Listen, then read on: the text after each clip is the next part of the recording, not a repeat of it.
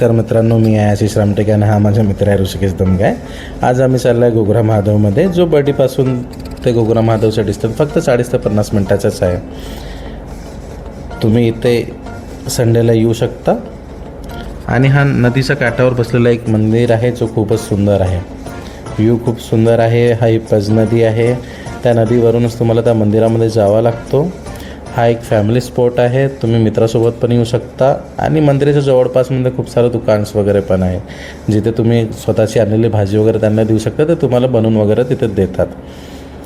संडेसाठी हा एकदम best spot आहे फॅमिलीसोबत येण्यासाठी आणि मित्रासोबत येण्यासाठी. ज्यांना जास्त दूर जायचं नाही, नागपूरच्या जवळपासमध्ये जायचं आहे, 1 तासामध्ये त्या प्लेसवर पोचायचं आहे, त्यांच्यासाठी हा एक चांगला प्लेस आहे.